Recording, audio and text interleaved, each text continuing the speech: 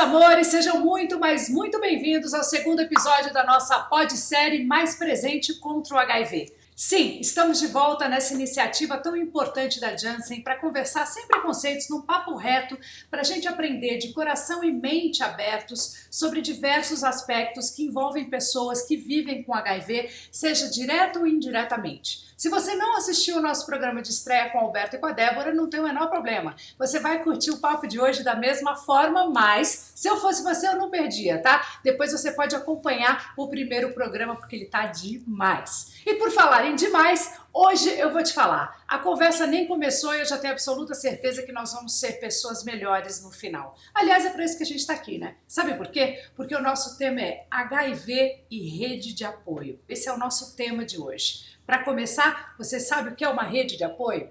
Eu acho que a primeira coisa que a gente pensa é o suporte psicológico e emocional da família, dos amigos numa situação difícil, certo? Certo, é isso mesmo. Só que uma verdadeira rede de apoio precisa ser muito mais ampla quando a gente fala de algo sério e comum, como o HIV ou qualquer outra doença crônica, tá? Alguém que vive com HIV precisa que essa rede esteja no trabalho, na televisão, nas mídias sociais, com desconhecidos, nos profissionais de saúde, em qualquer outro lugar, situação ou pessoa. Isso é muito importante ficar muito claro para todos nós. Nós precisamos entender as questões que nos envolvem como sociedade, como seres humanos, deixar os preconceitos de lado e viver com empatia. Afinal de contas, a gente falou tanto de empatia durante a pandemia e agora está na hora de colocá-la em prática. Muito bem, é hora de receber os nossos convidados que, muita admiração por eles, viu, gente? Thaís Renovato e Rodrigo Del Bianco, bem-vindos e muito obrigada por estarem comigo mais aqui no nosso Mais Presente contra o HIV. Sejam muito bem-vindos, viu?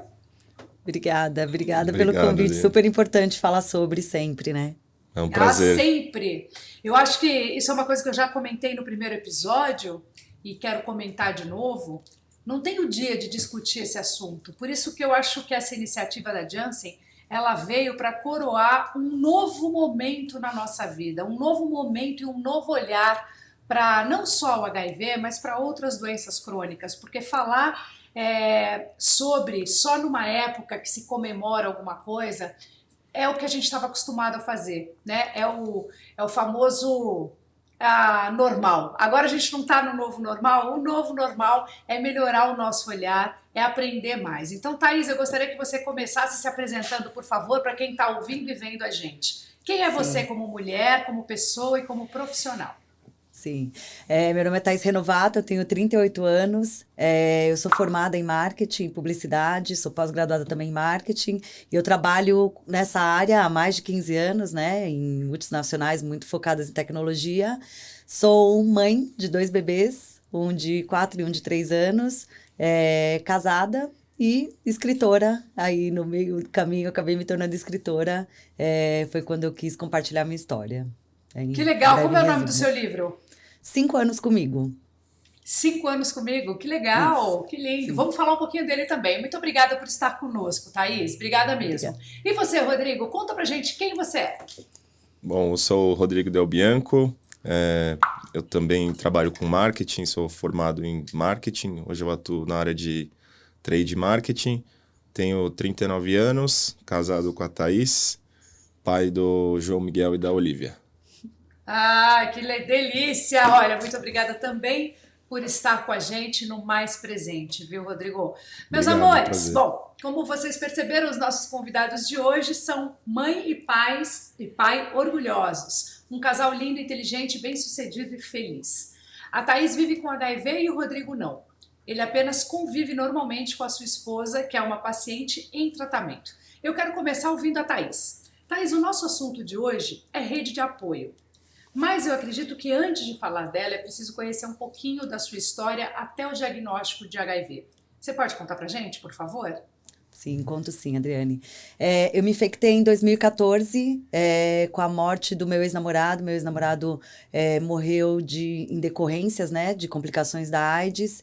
E aí eu fui infectada e desde essa época eu comecei aí uma fase de entender como que seria todo esse estigma, né? Que é uma doença que as pessoas têm uma imagem muito forte dos anos 80.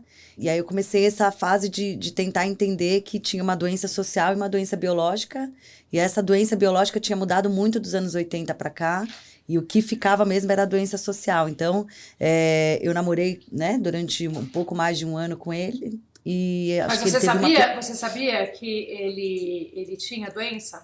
Não sabia e acredito que ele também não soubesse, né? A gente ficou um ano juntos Entendi. e ele teve uma primeira pneumonia, teve uma segunda pneumonia. Na segunda ele ficou internado e aí ele foi piorando, piorando, piorando. Aí ele teve que ser entubado. Quando ele foi entubado, ele estava muito ruim mesmo. A família me chamou no hospital e falou: Olha, Thaís, na realidade o que ele tem é a AIDS já num estágio terminal, assim. E para mim foi muito chocante, porque eu era uma menina muito da bolha, né? Eu tinha uma imagem muito marginalizada da AIDS.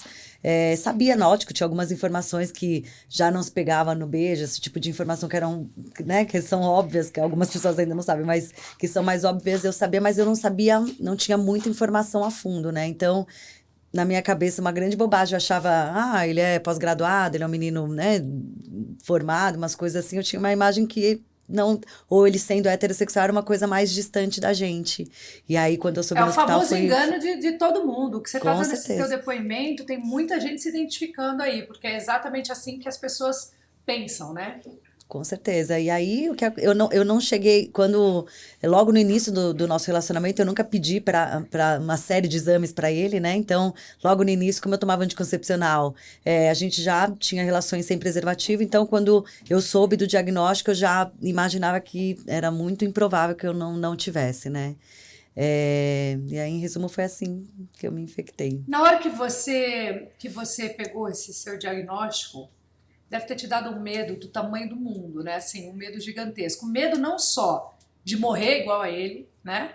Porque você estava vendo na sua frente isso, mas também um medo do que iriam pensar, do que sua família ia dizer, como é que você ia poder contar isso para sua mãe, porque a informação que a gente tinha era exatamente aquela que você tinha me falado. Eu estou falando isso porque quando meu irmão foi infectado também, um dos medos da minha mãe, meu e dele, era falar para os outros. Como falar? Porque as pessoas não queriam sequer dar a mão para ele, não queriam. A informação era muito restrita e Sim. A ignorância era muito grande e ampla.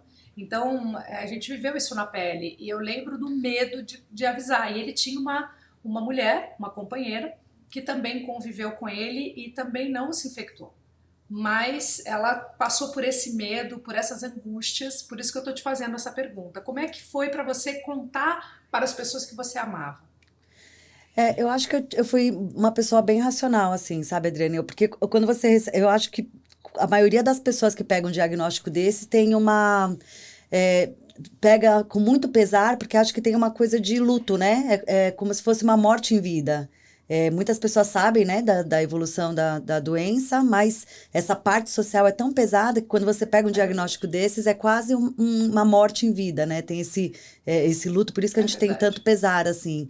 E eu acho que o que eu tentei fazer foi me rodear de bons médicos e me rodear de boa informação. Então, eu tinha um médico, um infectologista, né, que eu confiava muito, e para mim, o que ele dizia era assim, eu acreditava muito nisso, para mim isso era o que valia. Então, eu sabia que em muito pouco tempo eu me tornaria indetectável, que eu já não tinha tantos efeitos colaterais dos remédios, que eu poderia viver 30 anos com o mesmo esquema, que eu poderia ser mãe, que eu poderia me relacionar. Então, eu falei, gente, então, peraí, não é muito assim, né? E eu percebi que as pessoas não tinham informação, e eu estava com a informação certa. E aí, aos poucos, eu comecei a me aceitar, comecei a falar sobre, né, primeiro com alguns poucos amigos, né, minhas irmãs, e aí fui abrindo aos poucos. Quanto mais eu falava, mais eu me sentia confortável em falar. Mas é difícil, né, porque, por exemplo, no trabalho, eu trabalhava numa grande multinacional japonesa e a gente estava lá fora conversando e os meninos faziam brincadeiras do tipo, tá magro, tá com AIDS? E eu ouvia aquilo, eu falava, gente, eu não posso ficar omissa a isso, porque não é mais assim. E as pessoas precisam saber. E eu falava, olha, gente, na realidade eu tenho e não é assim, né? Você tá falando de magreza, isso já é um estágio terminal da AIDS, eu posso viver com HIV a vida inteira e nunca desenvolver a AIDS. Então eu comecei, aos poucos, a informar todo mundo. Quando eu sofri alguma... Você foi criando a sua rede de apoio, na verdade, Sim, né? Sem você perceber... Quando sim, você foi informando as pessoas, mas de um jeito, como você está falando, de um jeito esclarecendo, na verdade, sim, né? sim. Colocando, deixando o preconceito de lado e falando diretamente com as pessoas, você foi criando a sua rede de apoio, Com sem certeza. perceber. Com certeza. Às vezes as pessoas me perguntam quando contar, Thaís? Eu falo, olha, conte quando e para quem você se sentir confortável. Não tem uma regra. Pode ser que você não conte para um amigo de 20 anos, mas você conta para uma pessoa num barzinho. Então não tem muita regra. Eu acho que conforme eu via que, né, eu ia ter uma boa receptividade, eu ia contando e ia criando isso. Mas ao mesmo tempo, quando eu sofri algum episódio de preconceito, por exemplo, um dia eu saí do banheiro no meu trabalho e estava lotado, tinha uma fila de meninas e a menina não entrou logo na sequência. E aí as pessoas perguntam, vai no RH reclamar? E eu falava, gente, eu fico muito mais triste por ela do que com ela. Porque, né, em 2021, né, eu sou mãe, eu gerei uma criança saudável. Como que alguém pode, né, não querer sentar no mesmo vaso que eu Por sentei? isso a Então, importância da gente estar aqui hoje, com sabia? certeza. Falando de rede de apoio, falando desse assunto de uma forma tão direta, para Sim. isso que a gente está aqui. Parabéns a Jansen, porque realmente transformar isso num assunto claro, direto e objetivo é transformador nas nossas vidas. Você tem uma história e tanto, né? Mas eu queria saber qual foi seu sentimento pelo seu ex-namorado quando você descobriu que ele vivia com HIV e tinha transmitido a você. E qual o seu sentimento com ele hoje?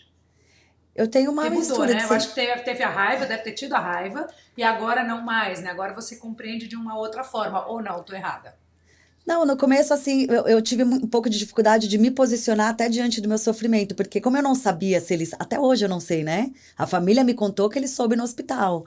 Eu tenho algumas desconfianças, assim. Então, como eu não sabia exatamente a história verdadeira, eu não consegui nem me posicionar para sofrer. Então, se ele não sabia, ele é um coitadinho, eu vou chorar aqui com ele. Se ele sabia, ele é um super sacana. Então, eu não consegui, muito me posicionar diante disso. Eu tive que meio que engolir esse sapo, assim, preferi acreditar que uma pessoa que eu namorei durante um ano, que eu gostei, não fosse capaz de fazer isso. Então, eu preferi, né? No meu livro, eu conto que ele, como se ele não soubesse, eu prefiro acreditar nisso. E depois de um tempo, muitas pessoas me perguntam se eu tenho raiva dele, mas levar esse sentimento adiante, para mim, é fazer também tão mal, né? Hoje eu tô casada, tenho 2 filhos super Claro, bonitinhos, o Rodrigo, que não é tão bonitinho, que é muito querido, mas e para mim, né, levar esse ódio dele, hoje em dia eu não tenho nenhum sentimento, que eu acho que é o é pior, assim, claro. não sinto Que nada, ano assim. foi isso? Que ano foi 2000, isso? 2014, que ele 2014. morreu, Então, ele morreu em 2014, foi quando eu peguei meu diagnóstico uma semana antes dele morrer.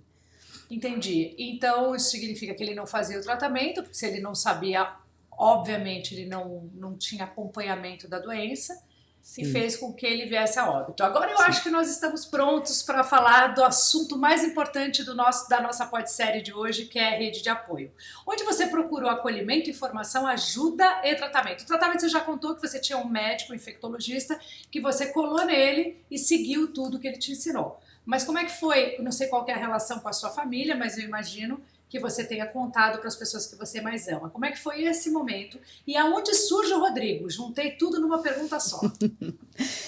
A rede de apoio foi essa, assim, né? O meu caso foi muito natural. Eu contei primeiro para as minhas irmãs. Eu tenho uma irmã que mora fora, então, há muitos anos, então ela não pôde ajudar muito de lá, mas eu tinha uma irmã que na época morava comigo, então acho que foi para ela e para algumas amigas mais próximas. Depois fui contando para alguns amigos, né? Fui aos poucos contando para todo mundo, mas sempre para mim. Eu tive um apoio psicológico, assim, eu tive uma psicóloga também que era muito boa, ela era especializada em coisas um pouco mais trágicas, assim, então eu peguei uma psicóloga mais nesse âmbito, assim, e eu estava respaldada por ela, mas tinha grupos de ajuda, tinha outras redes de apoio que para mim não funcionou, né? Para algumas pessoas funcionam, para mim, eu achei a psicóloga foi o caminho que para mim funcionou melhor.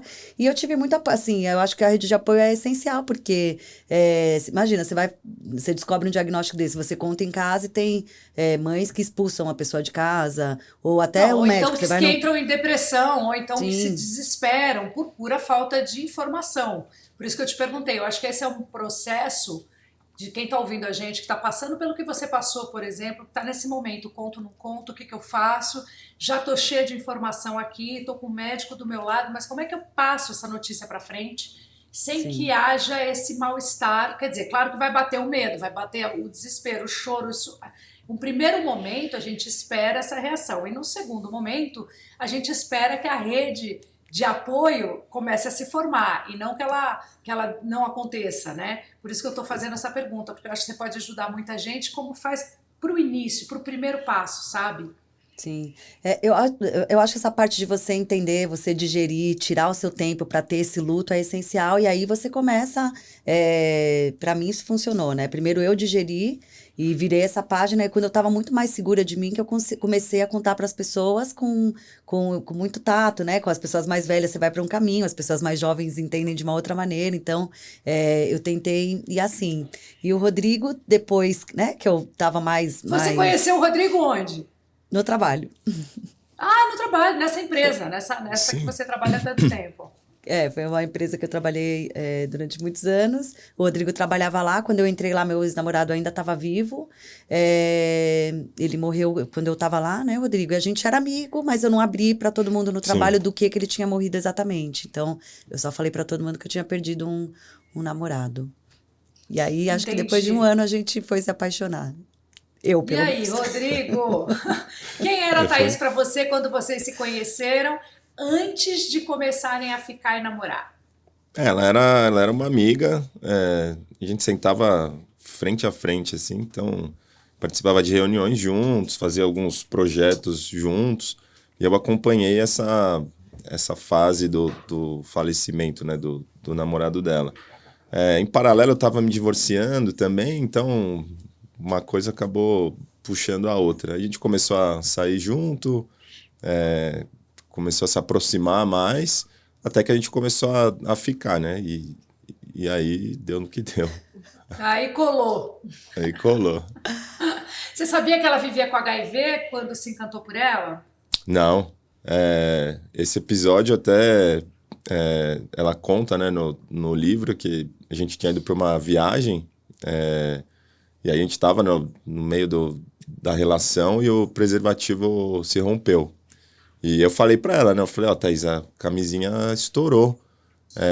E eu vi que ela ficou muito perturbada, muito assustada, né, na hora. Aí eu até brinquei com ela, eu falei, calma, Thaís, eu não tenho nada, pode ficar tranquila. E ela virou para mim e falou, mas eu tenho. E na hora, aquilo para mim foi um choque, eu descobri naquele momento. Meu Depois eu fui Deus. ligando os pontos, eu sempre queria tirar o preservativo com ela, né? Já tava 2 meses ali e ela não queria de jeito nenhum.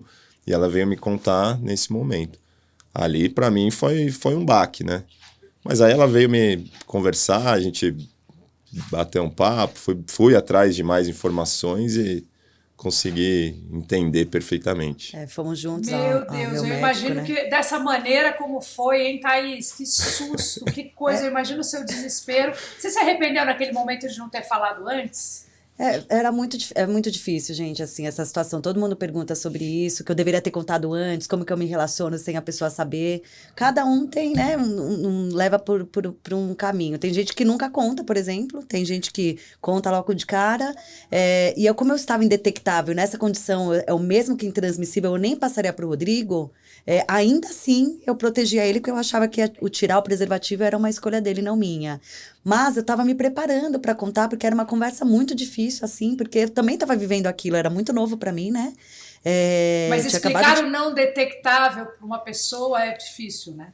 eu explicar o que eu tenho HIV já, Sem de dúvida. cara, assim, como você senta e puxa essa conversa, olha, é muito, muito difícil, ainda mais uma pessoa que eu gostava, e eu tinha muito medo que ele fosse embora, então eu ficava prolongando aquilo, eu vou ficar com ele mais um dia, porque assim que eu contar ele vai embora, e aí fui fazendo assim, e aí Eu foi muito imagino, sem querer. Rodrigo, para você, o que mudou quando a Thaís te contou? Você queria voltar já da viagem? Você nem queria ficar mais lá? Como é que foi Eu as acho que horas foi. seguintes? Eu acho que foi uma reação assim de minutos, né? Foi o tempo de eu sair do quarto, fumei um cigarro, olhei pro céu, voltei pro quarto, falei, meu, fica tranquila e vamos seguir, né? Vamos ficar junto.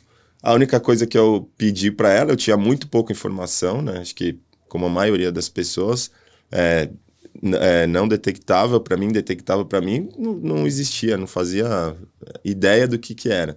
Então ela me levou no infectologista dela, eu conversei muito com ele, fui buscar mais informações E aí eu comecei a me acalmar realmente, entender que é uma doença controlável, né? Desde que você siga os protocolos passados pelo seu médico, né?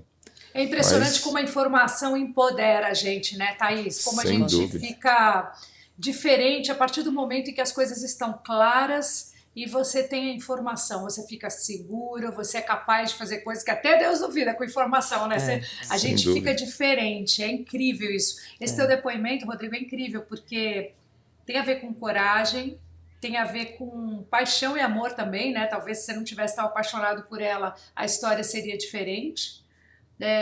Mas ao mesmo tempo tem a ver com segurança, né? Com vontade de aprender, de se informar e de tocar a Sim, vida da melhor maneira possível. Muito sim. legal esse teu depoimento. E eu Você já acho tinha que convivido com HIV tão de perto, assim, mesmo sem preconceito, assim, ou isso nunca tinha acontecido? não, pra mim foi um choque, foi uma surpresa. Só coisas de filmes, né? Coisa na televisão, né? Uma coisa muito distante. Próximo assim, não. Pra mim, Que- eu era criança quando, né, Cazuza, todo mundo, acho que eu tinha uns 8 anos, assim, Sim. eu sabia de vizinhos, assim, alguma coisa, mas não, nunca fui próxima, assim, próximo do modo, né, que foi para mim, Uhum. jamais. Bom, depois disso, só veio a felicidade, o amor, o casamento, 2 filhos lindos, certo? Quem me Sim. conta mais sobre a história de vocês? Pode. Posso contar? Bom, a gente. Vieram outros medos? Quando ela engravidou, vocês devem ter ficado com medo de novo. Sim, mas eu acho que foi mais uma etapa desse processo, né? O nosso médico também deixou a gente muito seguro, falou que isso acontece muito. Tinha alguns protocolos que a gente deveria seguir, por exemplo, Quais? ela não poderia amamentar, o ideal era que ela não fizesse Parto parto normal, normal, na fizesse época, né, cesárea. hoje em Na dia já época, hoje pode já, cesar. já mudou. Os bebezinhos teriam que tomar uma medicação durante umas semanas. Então, tinha algumas coisas que a gente deveria seguir. Mas ele deixou a gente super tranquilo, falou que era super possível ter os bebês e sem o vírus, né? E foi o que Entendi. aconteceu. E você, como mãe? É, Coração te- apertou, né? porque a maternidade já traz muitos medos, né? E ainda mais na minha Nossa. condição, eu já tinha uma culpa de cara, né? Uma culpa de fazer as crianças passarem por aquilo, por qualquer risco.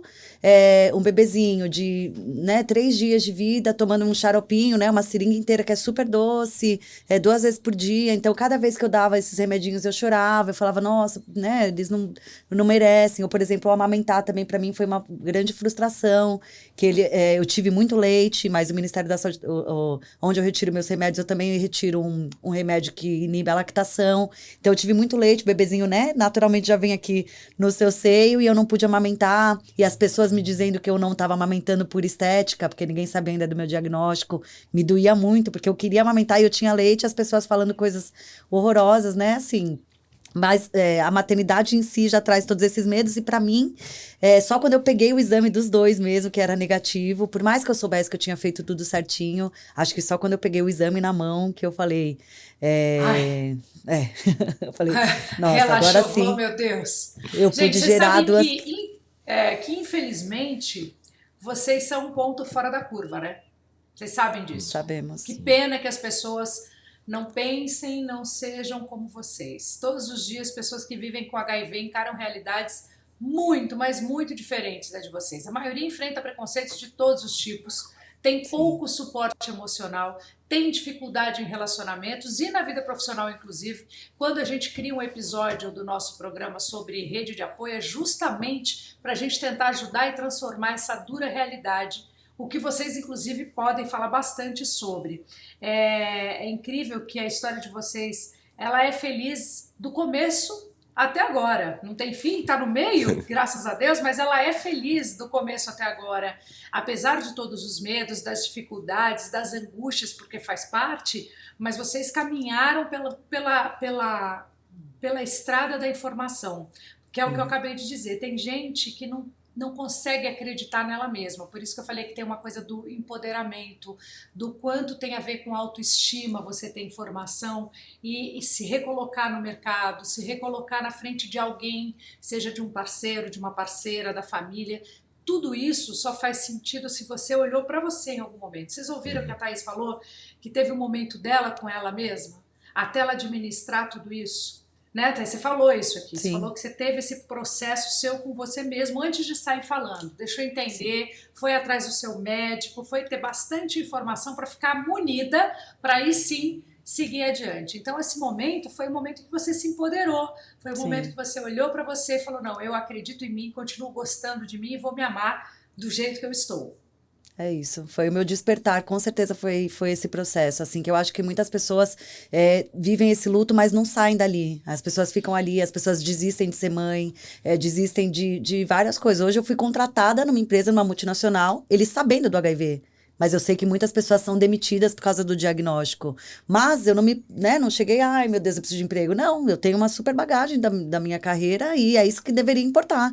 E é justamente você se empoderar, se tomar as rédeas da sua história, né? Que foi o que eu tentei fazer. Mas a gente sabe que isso envolve muita coisa, porque eu tive meus pais que me apoiaram, meus amigos, o Rodrigo, meu trabalho. Né, eu tive muito fora da curva, né, tudo, mas... Rodrigo, e seus amigos? Seus amigos também tinham cabeça boa? Porque quando a gente vai falar com amigos, você percebe quem é quem, né, nessa hora. Eu ouvi de alguns que eu deveria pular fora, que eu não deveria arrumar isso pra minha vida, mas a maior parte me apoiou, sempre me apoiou, são amigos de longa data, gostam muito da Thaís. Thaís é muito alto astral, então ela contagia todos eles, mas o preconceito existe em todos os locais aí, todos os lugares. Então eu quero ouvir um pouquinho do ponto de vista de vocês. Thaís, como é que a pessoa que convive com HIV como você pensa que deve ser uma verdadeira rede de apoio em todos os âmbitos, família, amigos, colegas, trabalho, sociedade, mídia? Como é que você vê uma rede de apoio? Eu acho que tem que ser uma coisa muito natural, assim, né? Por exemplo, nesse meu trabalho que eles sabiam do HIV, ninguém soube, começou a me tratar diferente. Ai, meu Deus, Thaís. Foi uma coisa muito natural, Thaís. Importa a sua bagagem e é isso. Quando você conta para um amigo, as pessoas já vêm, né? Nossa, o que você precisa? Meu Deus, você precisa de dinheiro, você tá magro, você tá... Não, né? Às vezes a pessoa quer ajudar, com uma super boa intenção, assim, mas acho que seja uma coisa mais natural, mais acolhedora. Isso em todo...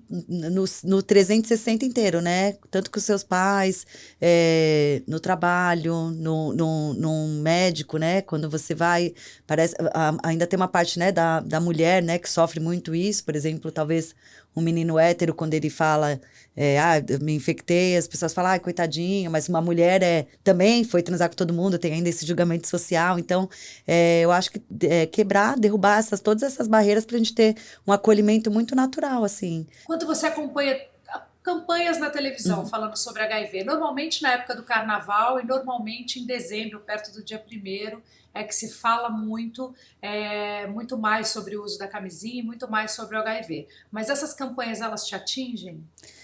É muito, né, pontual, né? São em duas épocas, como, né, se a gente só se relacionasse em duas épocas do ano. Então, talvez o Rodrigo... é muito louco isso que acontece. É muito legal poder falar sempre sobre esse assunto. Sim. Por isso, essa nossa podsérie aqui, eu acho que faz tanto sentido, porque a gente está falando de temas que tem a ver, mas ao mesmo tempo agregando pessoas, sabe? Eu fico imaginando agora, a gente está aqui conversando com uma pessoa que está ouvindo a gente, sei lá, no ônibus, indo para o trabalho, no carro, ou em casa mesmo, fazendo as tarefas, deixando ali acontecer, o quanto a gente pode aumentar essa rede de apoio, não ficar só na nossa família, só no nosso melhor amigo. Como a mídia precisa ver isso de outra forma, né? Como a televisão, como a imprensa pode falar desse assunto. Eu mesmo, como figura pública, me posiciono, eu me cobro isso também. É que eu acho curioso ficar falando solto, sozinho, mas eu gostaria de falar muito mais, até da minha própria história, porque também vivi isso dentro da minha casa. Então, me sinto muito confortável de falar e eu acho uma pena que a gente só fale disso em momentos pontuais. Rodrigo, como é que você vê essa rede de apoio, assim, para quem convive diretamente com alguém que vive com HIV, por exemplo? O que você acha que é necessário para que essa rede seja mais ampla e mais positiva? Eu acho que a família é fundamental. Eu acho que os amigos são consequência, mas o suporte da família, dos pais, dos irmãos, do marido, né, da esposa, seja a situação que for, Eu acho que isso é fundamental. Você tocou nesse ponto das campanhas, né, de mídia, a gente até conversa muito, eu e a Thaís, a gente conversa muito sobre isso. A gente vê muita coisa de camisinha, prevenção, mas a gente não vê muita coisa falando sobre essa rede de apoio, entendeu? Depois que a pessoa pegou, parece que acabou, que não é mais responsabilidade talvez até do governo, não sei. Mas a gente vê muita coisa de camisinha. Use camisinha, preservativo. Mas não vê uma campanha de apoio à pessoa que convive com o HIV. A gente conversa Até muito sobre explicar isso. sobre esse caso, por exemplo, de não estar detectável. É uma coisa Exato. legal de falar nas campanhas, que a gente não escuta mesmo muito, né? Exato. Tomara que a gente consiga mudar com esse trabalho aqui. Eu, a Janssen, vocês, que a gente consiga, através da nossa podsérie, transformar um pouco isso de verdade, porque falta informação. Por incrível que pareça, Sim. estamos em 2021, cheio de informações, mas ainda falta informação, né? Sim. Falta. Muito. Falta que ainda perguntam nos dias de hoje como que eu separo toalhas e talheres em casa, sendo que eu gerei 2 crianças, então eu fico assustada assim, com esse tipo de... É impressionante. É impressionante. É impressionante. E às vezes a pessoa fala isso até para tentar ser sua amiga, para estar próxima, para entender. Ela não está falando isso só para te agredir, ela está falando que ela não sabe, porque ela é ignorante nesse assunto. Sim. E às vezes ela quer até saber. Às vezes ela está querendo fazer parte dessa rede de apoio, mas não sabe como chegar lá. Então, por isso que eu acho importante falar, sabe? A gente está fazendo a nossa parte aqui, mas que seja muito maior do que a gente aqui, sabe? Eu espero Com mesmo certeza. que isso aconteça. Bom, para finalizar, eu quero repetir aqui o mesmo pedido que eu fiz no programa anterior, mas com outro enfoque. Eu gostaria de pedir a vocês, claro, um recado final e ao público que nos assiste. O nosso programa chega a pessoas que vivem com HIV e pessoas que têm alguém próximo com o vírus e também pessoas que não têm contato ou não podem ter contato com ele, mas que querem informação para compreender melhor até como se portar, o que a gente acabou de falar, e eliminar os preconceitos. O que vocês diriam para essas pessoas, né? Para se colocar diretamente numa rede de apoio? Como é que a gente pode fazer para trazer mais gente para perto? Eu diria até, eu começo meu livro falando com essa frase, né? O que você pode fazer com aquilo que você não pode mudar. Eu acho que se a gente tiver esse entendimento que tem algumas coisas que a gente não tem controle do que a gente, né, do que aconteceu, mas a gente tem controle do que a gente vai fazer com aquilo. Então, acho que é quase que uma escolha, né? Tanto para quem vive com HIV, você passar esse momento de luto, mas em algum momento você passar isso e ir adiante, quanto quem não vive, quem convive, entender que muita coisa mudou e não adianta a gente ficar com a cabeça nos anos 80. As pessoas falam, mas vocês falam muito leve sobre o assunto. A gente não fala muito leve, a gente fala como 2021, e 2021 é assim. Talvez você que esteja, né, muito lá atrás. Então, eu acho que a gente vir para a realidade mesmo, para a atualidade. Se você falar, meu pai, que tem 75 anos e mal sabe mexer no celular, ele não ter tanta informação, ok. Mas a gente que tem acesso aí, não dá mais para você perguntar se eu separo a toalha, entendeu? Acho que não dá mais pra gente, né? A gente tem que... Você tem razão. Ter informação, assim, tá aqui, entendeu? Se você... É quase que nossa obrigação, né? Essa rede de apoio... Busca... É quase que obrigação das pessoas a repensar e a se atualizar, a se informar. Eu acho que a gente não precisa ficar dependendo só de quem tem para levantar a bandeira. Exato, a gente tem que tomar a nossa atitude, tocar a nossa vida para frente, longe do preconceito. Porque o preconceito não está ligado só a isso. É o maior defeito do ser humano. Sim. Em todos os sentidos. A gente tem o hábito de julgar. A gente tem o hábito a gente tem que lutar contra isso todos os dias, sozinhos. A gente Sim. mesmo, quando está andando no carro, aproveita para fazer isso com você mesmo. E você, Rodrigo, como é que você vê isso? Aliás, deixa eu só fazer mais uma pergunta para a Thaís. Você fala disso no seu livro também, dessa coisa da rede de apoio, da importância de ter as pessoas próximas? Falo que é tão importante quanto o remédio, né? Porque se você, né, você vai ao médico e o médico te trata super mal, você volta, você não vai mais tomar o remédio. Você fala, eu não vou fazer esse tratamento. Então, é tão importante quanto o remédio, né? Você aceitar, você ter tudo isso. Eu conto justamente isso, né? Para as pessoas, uma vez que você começa a tomar o remédio, você não largar mais, mas que você tente conversar, que você não tente fazer tudo isso sozinho. Que se você não quiser contar para ninguém, não tem problema, se você estiver muito bem resolvido com você mesmo. Se quiser contar para todo mundo, também conte. Não é que porque você não está contando, que você não aceitou aproveitou. Então, achar, né? Isso é muito pessoal, né? Tem gente que prefere guardar, tem gente que prefere contar. Eu falo abertamente. Então, você encontrar aí a sua rede de apoio que vai fazer mais sentido para você. Seja um psicólogo, seja um grupo de ajuda, seja grupos de WhatsApp, você se encontrar aí. Eu conto isso justamente para cada um e no que funciona melhor. Entendi, mas você tocou num assunto importante e que eu estou batendo nessa tecla aqui na nossa podsérie, que é não abandonar o tratamento. Durante a pandemia, muita gente acabou abandonando o tratamento. Sim. Então, você só consegue ter uma história feliz para contar, assim como a Thaís, se você cuidar de você. Volto de novo na autoestima, volto de novo em acreditar em você, e você precisa fazer esse tratamento. A partir do momento em que você inicia o tratamento, você não pode parar o tratamento. Né? Porque senão você regride, volta tudo para trás. A doença está aí. Não é que ela foi disseminada, ela não existe mais. Ela existe, ela está aí. Então, e ela continua contaminando muita gente. Porém, existe o tratamento, graças a Deus. Então, faça uso dele e faça o uso direito, porque também não adianta usar quando você acha que tem que usar. Né? Então, também faz sentido alertar as pessoas nessa questão do tratamento. Sim, até o nosso filhinho de 3 anos, ele fala, tem que tomar o remédio pro bichinho da goiaba ficar dormindo, até ele. Ela, tá vendo? É isso, exatamente isso. E você, Rodrigo, conta pra mim, como é que a gente faz para aumentar essa rede de apoio? Eu converso muito com a Thaís sobre esse apoio, né, familiar, dos amigos que a gente precisa dar, né, para a pessoa que convive com a doença. Mas eu acho que o principal é o que você falou, Adriane, é essa adesão ao tratamento. Quando a pessoa acho que entendeu a doença, consegue conviver bem com a doença, automaticamente ela não abandona o tratamento. Eu não preciso ficar no pé da Thaís, falar, Thaís, tomou o remédio? Thaís, tomou seu remédio hoje? Pegou o remédio para a gente levar na viagem? É automático ela levar isso daí. Eu converso com ela também falando que, se você parar para pensar, mais fácil hoje fazer esse tratamento do que uma pessoa que tem talvez diabetes, que o cara precisa tomar insulina todo dia, várias vezes por dia. Então, se a pessoa usar o remédio da forma correta, né, não esquecer de tomar, seguir o tratamento certinho, é a vida que a Thaís leva, com cervejinha até aos finais de semana, passeios, viagens, é uma vida normal. Isso aí. Olha, Thaís, Rodrigo, eu amei conhecer vocês. Muito obrigada, viu? Que privilégio ter vocês nesse segundo episódio do podcast Mais Presente contra o HIV.